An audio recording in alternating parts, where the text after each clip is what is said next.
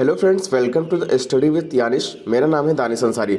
दोस्तों, एक बहुत बड़ी शिक्षक भर्ती आई है जिसके बारे में आज हम बात करेंगे। DSSB में इसमें 16,546 पोस्ट खाली है जिसके लिए नोटिफिकेशन भी जारी कर दिया गया है। ठीक है, और DSSB में किस प्रकार आप फॉर्म भर सकते हैं, कब से फॉर्म भरा जाएगा, इसके बारे में संपूर्ण जानकारी मैं दूंगा। इसका सिलेबस क्या रहने वाला है, पैटर्न क्या रहने वाला है, इसके बारे में बात करेंगे।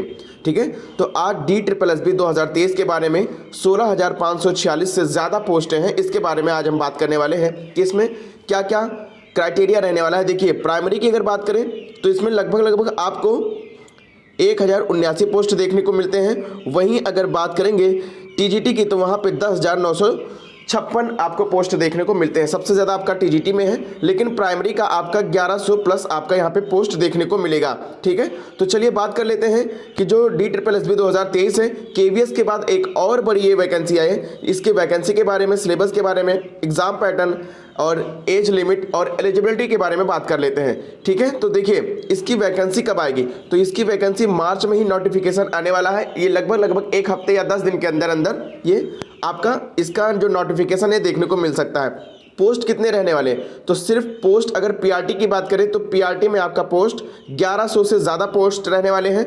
और जो सिलेबस इसका है ये लगभग अगर आप KVS की तैयारी की है तो 70% वहाँ से आपका ये मैच कर जाएगा। ठीक है, चलिए ये PRT एलिजिबिलिटी के बारे में बात करेंगे तो इसमें क्या होता है कि आपको 10th में 50% से ज़्यादा लाना होता है।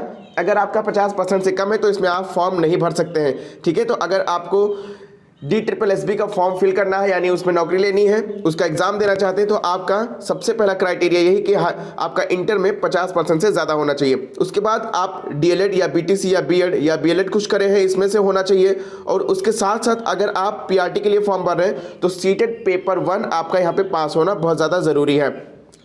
ठीक, अब देखिए सीटेट पेपर 1 में आपको कितने नंबर लाएंगे कि आप DSSB के एग्जाम में बैठ सकते हैं। तो यहाँ पे जो जनरल वाले हैं वो 90 नंबर लेके आएंगे, लेकिन ये कौन, जो दिल्ली से बिलोंग करते हैं, क्योंकि ये जो वैकेंसी आपकी है दिल्ली की निकली हुई है। ठीक है, OBC ST 82 और लेकिन अदर स्टेट के अगर आएंगे यहाँ पे ये भरेंगे तो सारे इंडिया के जितने भी सारे लोग हैं ये अगर क्राइटेरिया में आ रहे हैं, जो एलिजिबिलिटी ये मांगे हैं उसमें अगर आ रहे हैं तो ये सारे लोग फॉर्म भर सकते हैं। लेकिन उसमें कंडीशन यही है कि अगर आप दिल्ली को छोड़ के अदर स्टेट से हैं तो आपको 90% यानी 90 नंबर अगर आपका सीटेट पेपर 1 में है तो आप यहाँ पे ये फॉर्म भर सकते हैं।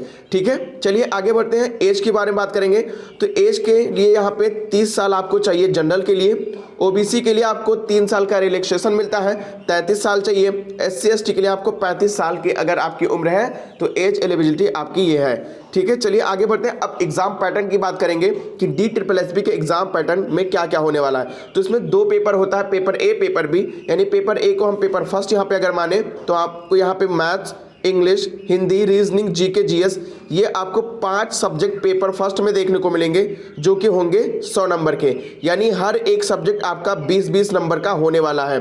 ठीक, और इसमें एक चीज़ मैं आपको बता दूं कि अगर आप पेपर फर्स्ट में 40% मार्क्स नहीं लाते हैं, यानी 100 में से 40 नंबर नहीं लाते हैं, तो आपकी जो कॉपी होगी ये आपकी कॉपी चेक नहीं होगी। ठीक, ये आपकी कॉपी चेक नहीं होगी, इसलिए आपको ये ज़रूरी है कि पेपर फर्स्ट में आपको क्या करना है कि कम से कम 40% मार्क्स तो लेके आइए ही लाइए, क्योंकि अगर इससे कम आपका मार्क्स आ रहा है तो आप यहाँ पे पेपर में अगले जो पेपर B होगा, यानी बैठने को तो मिलेगा लेकिन आपका एक कॉपी जो है वो चेक नहीं होगी। ठीक है, अब बात करेंगे पेपर सेकंड की यानी पेपर B की। तो इसमें आपको सिर्फ और सिर्फ एक ही सब्जेक्ट यहाँ पे पढ़ना है, वो है पेडागॉजी।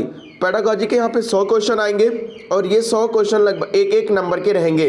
ठीक है, इसमें भी आपको क्या है कि आपको 40% मार्क्स इसमें भी लाना ज़रूरी है, क्योंकि अगर 40% मार्क्स नहीं आएगा तो आप वहाँ पे पास नहीं माने जाएंगे। दूसरी चीज़ मैं आपको यहाँ पे बताऊँ कि यहाँ पे निगेटिव मार्किंग भी होती है, यानी निगेटिव मार्किंग कितनी की है, 1/4 कह लीजिए या फिर 0.25 कर लीजिए। अगर 4 क्वेश्चन आप गलत करते हैं तो आपका 1 नंबर वहाँ पे चला जाएगा। ठीक है, तो ये आपका पेपर फर्स्ट और सेकंड के बारे में मैंने बता दिया कि एग्जाम पैटर्न यहाँ पे क्या रहने वाला है। अगर दोस्तों आपको वीडियो पसंद आई है तो प्लीज़ आप हमारे इस वीडियो को लाइक कर दीजिएगा, बाकी लोगों तक पहुँचा दीजिएगा और हमारे इस नए चैनल को सब्सक्राइब कर लीजिए। मिलते हैं अगले क्लास में, तब तक के लिए जय हिंद।